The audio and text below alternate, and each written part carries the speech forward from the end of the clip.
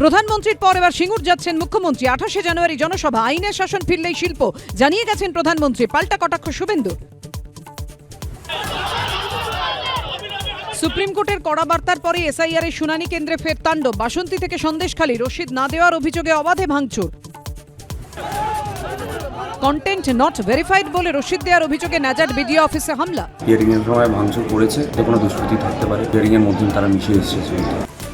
SIR কে সামনে রেখে নৈরাজ্যে তৃণমূলের উস্কানি। বিডিও সরকারি ভবনে তাণ্ডব নিয়ে আক্রমণে শুভেন্দু। কমিশনের জন্যই জনরোষ, পাল্টা তৃণমূল।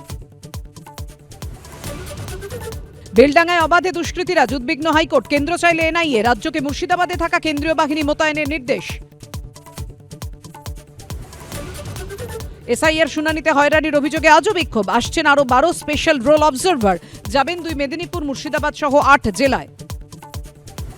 আইন শৃঙ্খলা রক্ষায় ডিজিপিকে সুপ্রিম বার্তা, তারপরও বদলালো না ছবি। ফারাক্কা চাকুলিয়ার পর এবার সন্দেশখালীর বিডিও অফিসে গুন্ডামি। তাণ্ডব বাসন্তীতেও। ঘণ্টাখানিক সঙ্গে সুমন, রাত 8টা।